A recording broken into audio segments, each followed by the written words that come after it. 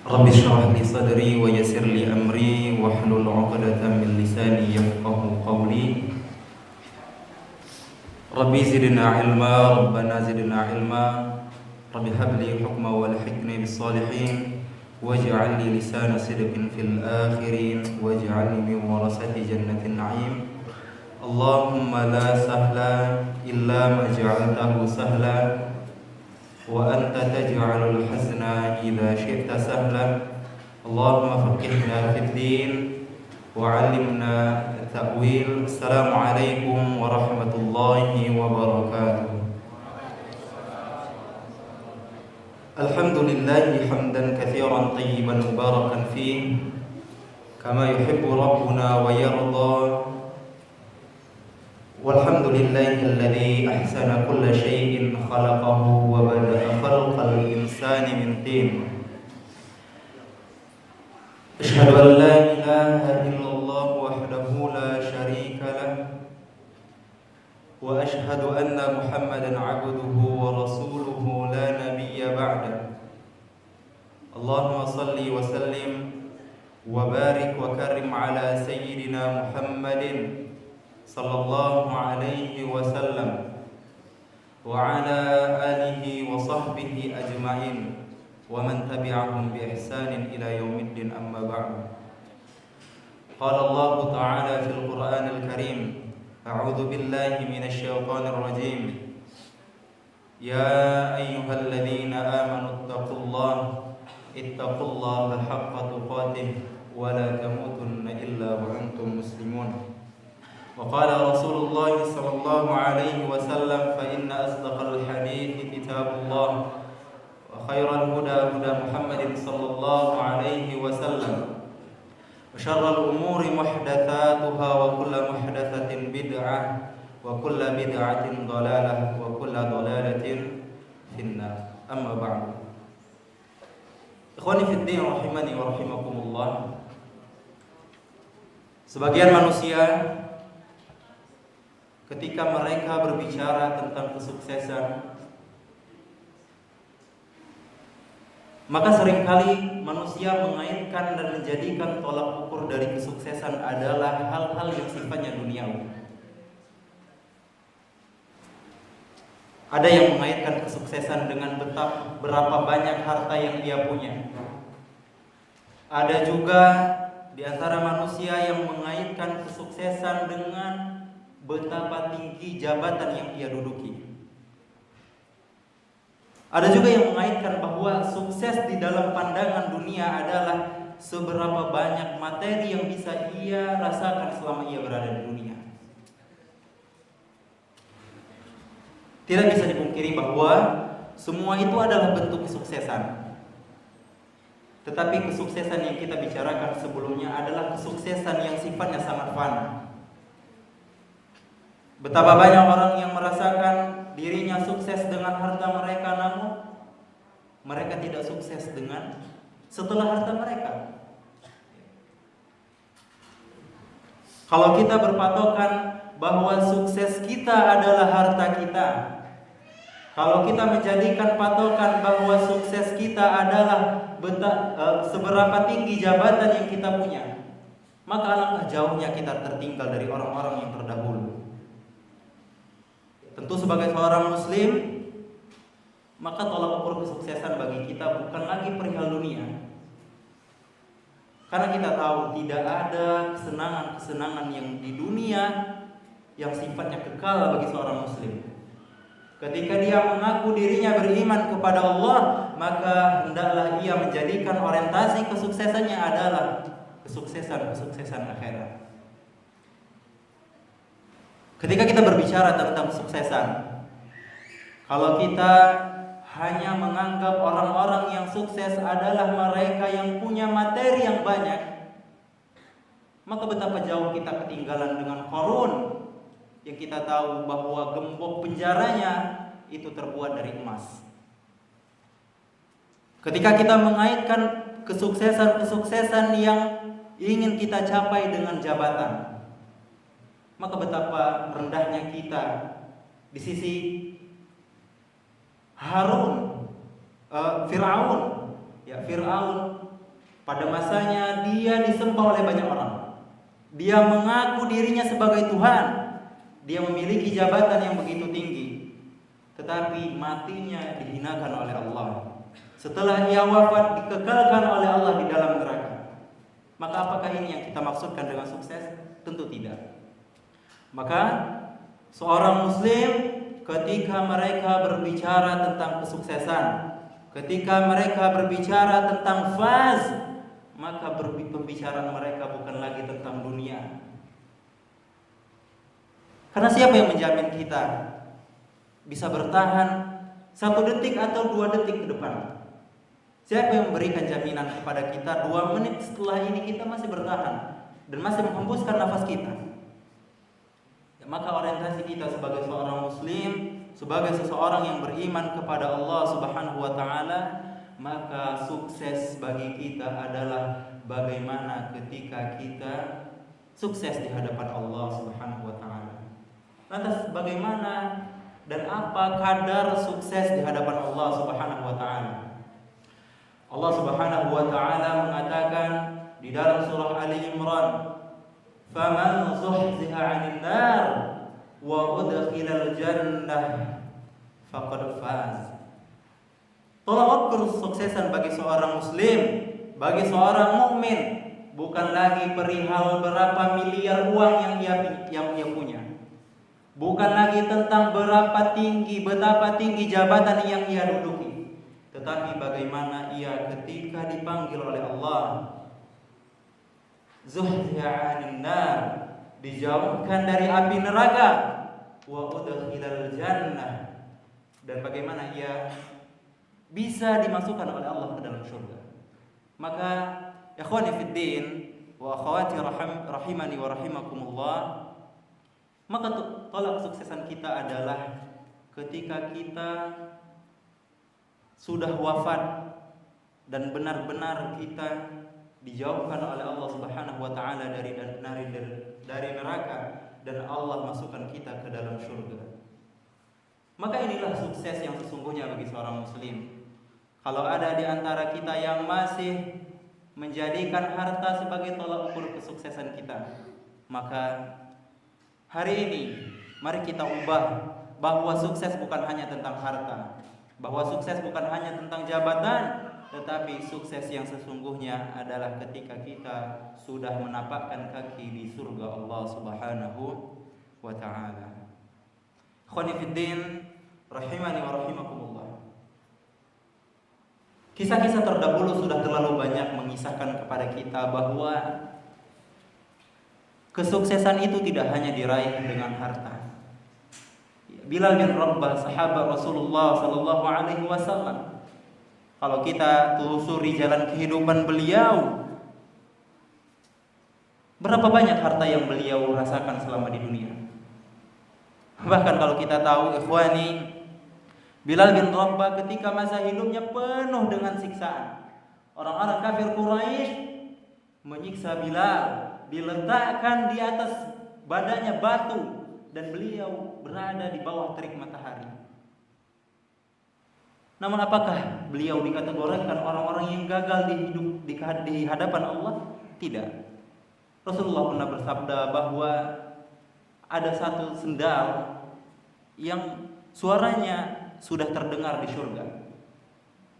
Maka sendal ini tidak lain dan tidak bukan adalah sendal milik Bilal, karena ketakwaannya kepada Allah. Maka inilah yang dinamakan kesuksesan.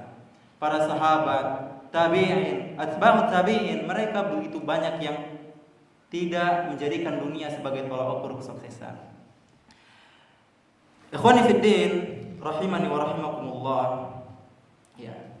Maka ketika kita berbicara tentang kesuksesan tadi, maka kita harus menjadikan akhirat sebagai orientasi kesuksesan kita. Kemudian ketika kita berbicara tentang sukses kita di akhirat, apa kiat-kiat yang harus kita lakukan? Tentu semua keinginan kita yang ingin bahagia di dunia, tentu ada caranya. Kita yang ingin mendapatkan kebahagiaan di akhirat juga ada caranya. Maka ketika kita ingin mendapatkan kesuksesan di akhirat, apa kiat-kiat yang harus kita lakukan?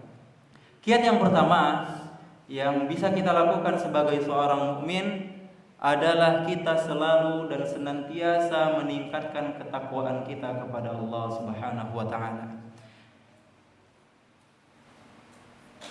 Tidak dipungkiri lagi bahwa takwa bagi seorang mukmin adalah kunci dari segala kunci. Mukmin yang mungkin merasakan kekurangan harta, mungkin dia tidak dihiasi dengan kemewahan-kemewahan perhiasan dunia, tetapi ketika dia ada sifat qanaah, takwa kepada Allah, maka dia akan merasa cukup dengan semua pemberian Allah Subhanahu wa taala. Allah Subhanahu wa taala mengatakan dan mengabarkan kabar gembira kepada kita tentang ketakwaan. Bahwa Allah mengatakan, "Wa may yattaqillaha yaj'al lahu makhraja." Dikatakan bahwa bagi siapa saja yang bertakwa kepada Allah, maka akan dibukakan baginya segala pintu-pintu dan jalan keluar. Entah itu dari kesusahan, entah itu dari kelaparan, entah itu dari kemiskinan. Ketika kita bertakwa kepada Allah, maka semuanya akan diberikan kemudahan oleh Allah Subhanahu wa taala. Di dalam tafsir Al-Qurtubi dikatakan bahwa takwa di sini maknanya adalah kita diberikan kemudahan untuk menghindari keburukan-keburukan bagi kita, dan kita akan diselamatkan dari kesulitan dunia dan akhirat. Maka kunci yang pertama yang harus kita punya adalah kita bertakwa kepada Allah Subhanahu wa taala. Coba kita bayangkan, kalau sukses itu hanya bisa dimiliki oleh orang yang punya harta, betapa tidak adilnya Allah Subhanahu wa taala kepada kita.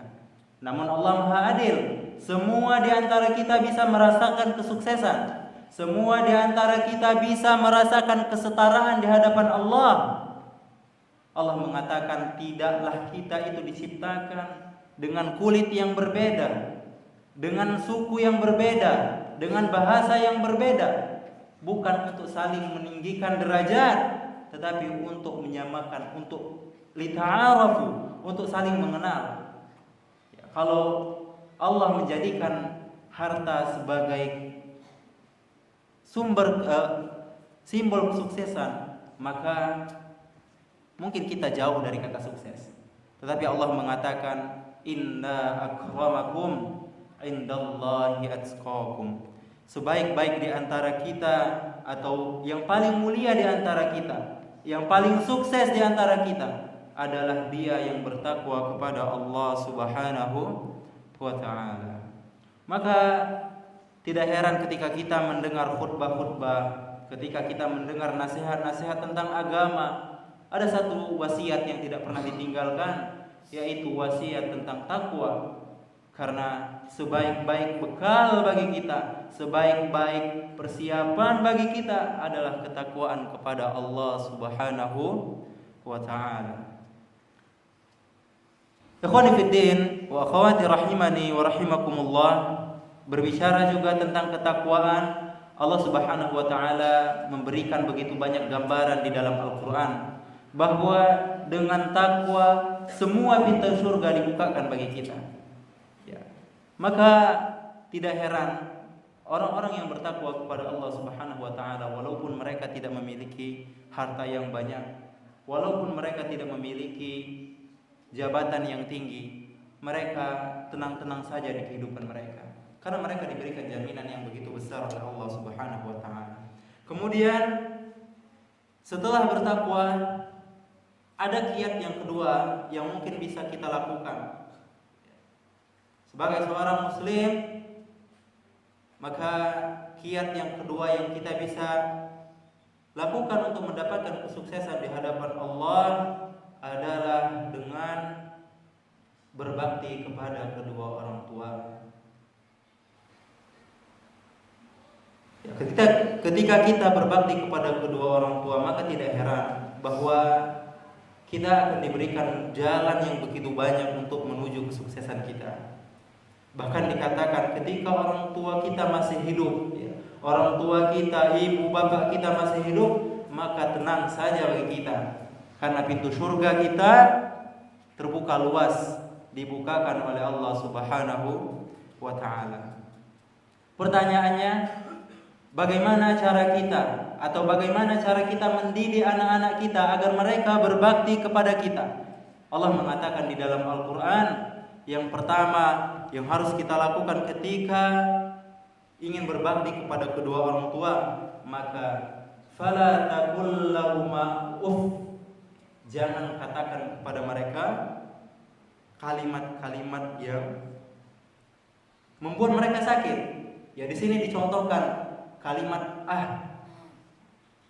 mengatakan, membantah kepada orang tua, maka ini adalah satu hal yang dilarang di dalam agama kita. Ya. Namun sangat disayangkan anak-anak zaman sekarang, karena kurangnya didikan mereka dari orang tua mereka, karena mereka dibiarkan saja menjalani kehidupan mereka tanpa arahan. Tidak sedikit orang-orang yang hari ini menjumpai anaknya, mereka berkata kasar kepada mereka. Bahkan ada yang berani membunuh orang tuanya. Na'udzubillah tsumma na'udzubillah. Maka sebagai orang tua dan kita sebagai anak, maka mari bersama-sama kita kerjasama. Sebagai anak kita berbakti kepada kedua orang tua, dan sebagai orang tua kita didik anak kita supaya mereka berbakti kepada kita. Kemudian setelah kita jangan sesekali mengucapkan kepada orang tua kita perkataan uff, apa yang harus kita lakukan? Allah Subhanahu wa ta'ala mengatakan di dalam surah Al-Isra, wala tanharhuma wa qul lahuma qawlan karima. Maka hendaknya kita memberikan kepada mereka ucapan-ucapan yang baik. Bagaimana ucapan yang baik kepada orang tua? Salah satunya adalah dengan mendoakan mereka selalu di dalam setiap aktivitas kita. Karena doa bagi kita, bagi orang tua dari anaknya itu adalah harta yang ketika kita wafat, salah satu yang tidak akan terputus bagi kita adalah doa-doa anak yang saleh. Maka kiat yang kedua yang harus kita lakukan ketika kita ingin mendapatkan kesuksesan di hadapan Allah Subhanahu wa ta'ala, kita berbakti kepada kedua orang tua kita. Kemudian kiat yang ketiga, ketika kita ingin mendapatkan kesuksesan di hadapan Allah Subhanahu wa ta'ala, apa yang harus kita lakukan?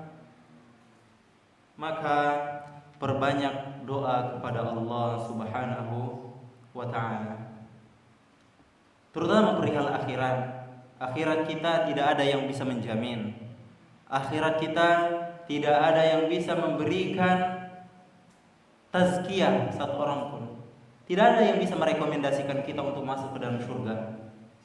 Sehingga kalau kita belajar dari kisah orang-orang terdahulu, begitu banyak orang yang selama hidupnya mereka melakukan perkara-perkara baik, namun di akhir hayatnya mereka mati dalam keadaan su'ul khatimah. Na'udzubillah. Maka kiat yang ketiga tidak kalah penting dengan kiat yang pertama tadi. Kita harus perbanyak doa kepada Allah Subhanahu wa ta'ala. Allah mengatakan di dalam Al-Quran bahwa doa kepada Allah dia adalah termasuk ibadah. Bahkan Rasulullah mengatakan ad-du'a huwal ibadah, bahwa doa kepada Allah Subhanahu wa ta'ala adalah ibadah. Allah juga mengatakan wa idza sa'alaka 'ibadi anni fa inni qarib. Katakanlah Muhammad, apabila hamba-hambaku menanyakan kepadamu tentang aku, maka katakanlah bahwa sesungguhnya aku dekat.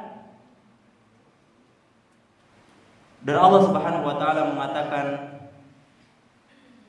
falyastajibu li wal yu'minu bi la'allahum yarshudun. Allah Subhanahu wa ta'ala mengabulkan doa-doa yang kita panjatkan kepada Allah Subhanahu wa ta'ala. Dan salah satu doa yang sangat dianjurkan bagi kita ketika kita ingin mendapatkan kesuksesan adalah doa meminta kemudahan dari Allah. Salah satu doanya adalah Allahumma la sahla illa ma ja'altahu sahla wa anta taj'alul hazna idza syi'ta sahla.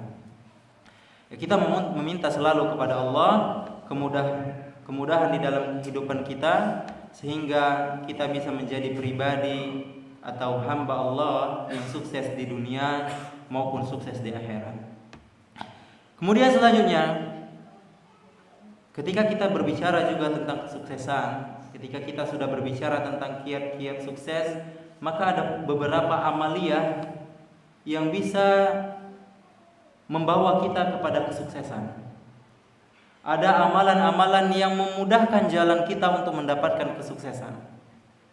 Allah Subhanahu wa taala mengatakan di dalam surah Fatir ayat 29. Allah mengatakan innal ladzina yatluna kitaballah wa aqamus shalah wa anfaqu mimma razaqnahum sirran wa alaniyah ulaika yarjuna tijaratan lam tabur. Allah mengatakan sesungguhnya orang-orang yang membaca kitab Allah wa aqamus shalah dan dia melaksanakan salat wa anfaqu mimma razaqnahum sirran wa alaniyah, kemudian dia menginfakkan hartanya di jalan Allah secara terang-terangan atau sembunyi-sembunyi, maka mereka inilah mengharapkan perniagaan yang tidak akan rugi. Maka amalan yang pertama yang akan menghantarkan kita menuju kesuksesan adalah dengan memperbanyak membaca dan mempelajari Al-Quran. Karena tidak bisa dipungkiri lagi ikhwani, bahwa tidak ada bekal yang paling baik atau peta yang paling baik bagi seorang muslim ketika ia ingin mengarungi kehidupannya, ketika ia ingin menjalani samudra kehidupannya. Tidak ada bekal yang paling baik kecuali mempelajari Al-Quran. Di Al-Quran kita diajarkan bagaimana menjalani kehidupan dengan cara Allah, bukan dengan cara kita. Kita diajarkan menjalani kehidupan kita dengan cara syariat Islam, bukan dengan cara kita. Makanya orang-orang terdahulu dikatakan ketika mereka didatangkan kitab, mereka mengenali kitab-kitab mereka sebagaimana mereka mengenali anak-anak mereka. Maka kita sebagai seorang muslim ketika berhadapan dengan Al-Quran, maka pelajarilah Al-Quran dengan sebaik-baiknya pelajaran. Bagaimana cara mempelajari Al-Quran? Dengan sebaik-baiknya cara mempelajari, yang pertama yang harus kita lakukan adalah baca Al-Quran. Baca Arabnya, baca artinya. Karena kita bukan orang Arab, maka wajib kita untuk membaca artinya. Lebih bagus lagi ketika kita paham bahasa Arab. Kemudian setelah kita membaca Arabnya dan artinya, maka hendaknya kita sebagai seorang muslim memahami apa yang ada di dalam Al-Quran, apa makna-makna yang Allah sebutkan di dalam Al-Quran, sehingga kita tidak serampangan dalam menjalankan Al-Quran. Kemudian yang ketiga, ketika kita ingin membaca Al-Quran dengan baik dan benar, kita perlu tahu bahwa Allah menurunkan Al-Quran bukan hanya sekedar bacaan bagi kita.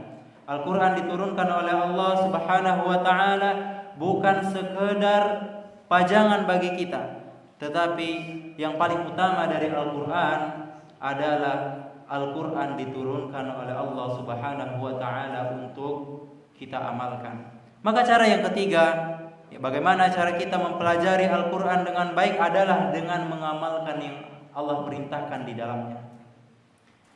Ketika Allah memerintahkan kepada kita untuk mendirikan salat, maka dirikan salat. Ketika Allah memerintahkan kita untuk menjauhi hal-hal yang diharamkan oleh Allah, maka kita jauhi apa-apa yang Allah larang untuk kita. Dan yang terakhir, bagaimana cara kita membaca Al-Quran dengan baik yang benar adalah dengan cara kita menyampaikan apa-apa yang ada di dalam Al-Quran. Sampaikan kebaikan yang ada di dalam Al-Quran. Karena kita tahu bahwa salah satu tugas kita adalah menyampaikan kebaikan. Ya, karena ciri khas dari umat muslim adalah mereka yang mau mengajak kepada kebaikan. Ini yang pertama, ikhwani, bahwa amalan yang akan menghantarkan kita kepada kesuksesan adalah dengan memperbanyak interaksi dengan Al-Quran. Dan seperti yang kita tahu bersama bahwa Al-Quran di dalam kehidupan kita adalah peta yang tidak akan mungkin menyesatkan bagi siapa yang berpegang teguh kepadanya. Sebagaimana yang dikatakan oleh Rasulullah bahwa tidak ada pusaka yang paling baik di dunia, tidak ada peta yang paling baik di dunia, melainkan Al-Quran dan Sunnah. Kemudian lagi, ketika kita berbicara tentang Al-Quran, maka yakinlah semua yang berkaitan dengan Al-Quran adalah mulia. Mulai dari bulan-bulannya diturunkan Al-Quran menjadi bulan yang paling mulia. Malaikat, ya dikatakan juga kenapa menjadi malaikat yang paling mulia, karena dia membawa Al-Quran, malaikat Jibril. Begitupun dengan keseharian kita. Ketika bangun tidur, kita memulai hari kita dengan membaca Al-Quran, maka sudah cukuplah keberkahan itu bagi kita. Dan dikatakan sebagian athar, perkataan dari para salaf, bahwa orang-orang yang satu hari tidak membaca Al-Quran atau tidak membaca satu ayat dari Al-Quran, maka di hari itu sungguh ia sedang dalam azab Allah Subhanahu wa ta'ala. Na'udzubillah tsumma na'udzubillah. Padahal kita tahu bahwa Al-Quran adalah sumber pahala dan sumber bagi kita yang ingin mencari pahala dengan mudah. Satu ayat yang kita baca atau satu huruf yang kita baca itu dinilai oleh Allah Subhanahu wa ta'ala 10 kebaikan. Bagaimana dengan kita yang tidak mungkin membaca satu huruf satu kali membaca Al-Quran? Maka tentu begitu banyak pahala yang akan kita dapatkan di sisi Allah Subhanahu wa ta'ala. Yang kedua, amalan yang akan menghantarkan kita kepada kesuksesan adalah dengan kita memperbaiki hubungan kepada Allah dengan menjaga salat kita. Dikatakan di dalam sebuah hadis bahwa amalan yang pertama kali akan diangkat oleh Allah Subhanahu wa ta'ala ketika hari kiamat adalah salat. Ya, ketika salat seseorang baik, maka amalan-amalan yang lain akan baik juga. Namun ketika seseorang tidak menjaga hak-haknya kepada Allah, tidak menjaga waktu-waktu salat mereka, tidak menjaga bagaimana cara mereka salat beribadah kepada Allah, maka boleh jadi amalan yang lain tidak akan ikut baik. Karena kalau kita pelajari bahwa tidak ada amal soleh sedikit pun, satu pun amal soleh di dunia yang kita lakukan, yang kita harapkan pahalanya dari Allah, ketika seseorang yang melakukan hal tersebut tidak sholat, seberapapun banyak sholat, amal soleh yang mereka lakukan, maka tidak akan diterima di sisi Allah Subhanahu wa ta'ala. Maka amal yang kedua, bagaimana kita bisa memperbaiki atau mendapatkan kesuksesan, ya, dengan memperbaiki sholat kita. Karena kita tahu bahwa bekal seorang muslim kalau bukan sholat apalagi, ya. Kalau kita hanya mengandalkan sedekah kita, kalau kita hanya mengandalkan puasa kita, maka begitu sedikit perkara-perkara yang bisa menjadi jaminan. Namun dengan sholat kita yang khusyuk, insya Allah, maka mudah-mudahan kita diberikan jalan untuk mendapatkan kesuksesan.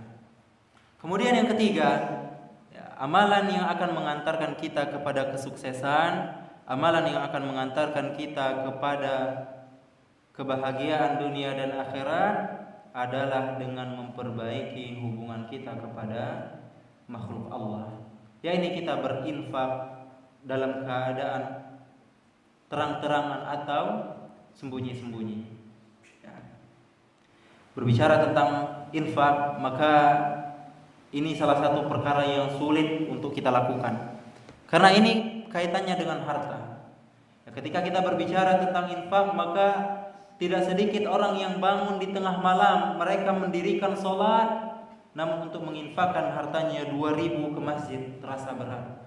Namun ketika mereka membelikan sesuatu dari hartanya untuk keperluan mereka, keperluan dunia mereka, mereka dengan mudah mengeluarkan uang yang begitu banyak, padahal harta bukan digunakan untuk hal-hal yang demikian.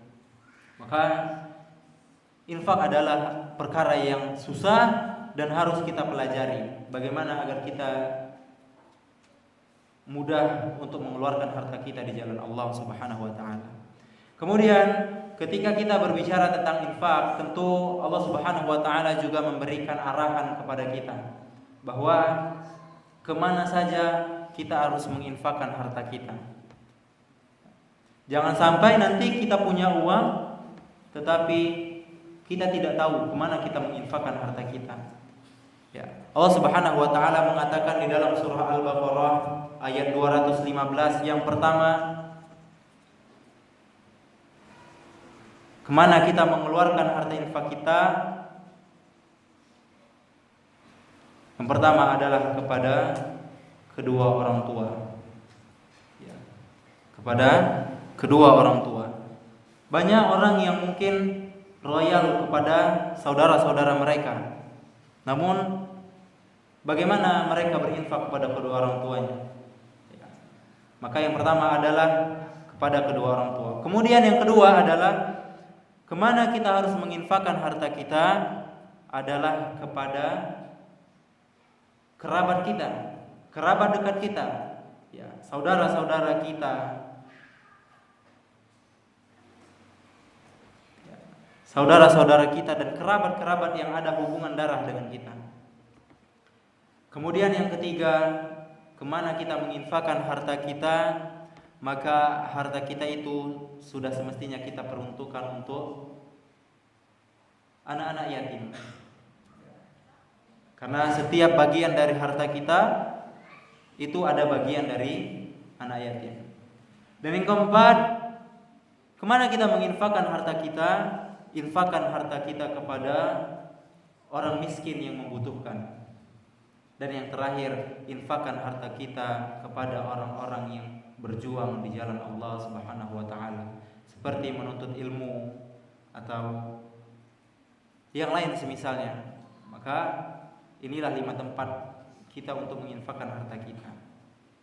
Kemudian Allah Subhanahu wa taala juga berbicara tentang infak, bahwa ketika kita punya harta dan kita mau mengeluarkannya di jalan Allah Subhanahu wa taala, Allah mengatakan, "Matsalul ladzina yunfiquna amwalahum fi sabilillah kamatsali habbatin anbatat sab'a sanabila fi kulli sumbulatin mi'atu habbah wallahu yudha'ifu liman yasha wallahu wasi'un alim." Allah mengatakan bahwa perumpamaan orang yang menginfakkan harta mereka di jalan Allah itu seperti mereka menanam sebutir biji dan tumbuhlah dari biji tadi 7 tangkai, dan setiap tangkai itu terdapat 100 cabang. Maka perumpamaan orang yang menginfakkan hartanya di jalan Allah adalah seperti mereka menanam benih-benih yang akan memberikan kepada mereka begitu banyak manfaatnya. Maka itulah kiat-kiat yang bisa kita lakukan, mulai dari bertakwa kepada Allah, mulai dari berbakti kepada kedua orang tua, kemudian perbanyak doa kepada Allah. Dan semasa di dunia, amalan-amalan yang bisa kita lakukan untuk mendapatkan kesuksesan di hadapan Allah, yang pertama, pelajari dengan baik-baik Al-Quran. Kemudian perbaiki selalu hubungan kita kepada Allah. Dan yang ketiga, perbaiki hubungan kita kepada sesama manusia. Kemudian Allah mengatakan, ulaika yarjuna tijaratan lan tabur. Mereka itulah yang mengharapkan perniagaan yang tidak akan rugi. Ikhwani fiddin wa akhwati rahimani wa rahimakumullah. Maka ini adalah kiat-kiat yang bisa kita lakukan, mulai dari bertakwa kepada Allah, mulai dari berbakti kepada kedua orang tua, kemudian perbanyak doa kepada Allah. Dan semasa di dunia, amalan-amalan yang bisa kita lakukan untuk mendapatkan kesuksesan di hadapan Allah, yang pertama, pelajari dengan baik-baik Al-Quran. Kemudian perbaiki selalu hubungan kita kepada Allah. Dan yang ketiga, perbaiki hubungan kita kepada sesama manusia. Ikhwani fiddin wa akhwati rahimani wa rahimakumullah. Maka Sebagai seorang muslim, mari sama-sama kita mengganti perspektif kita tentang kesuksesan.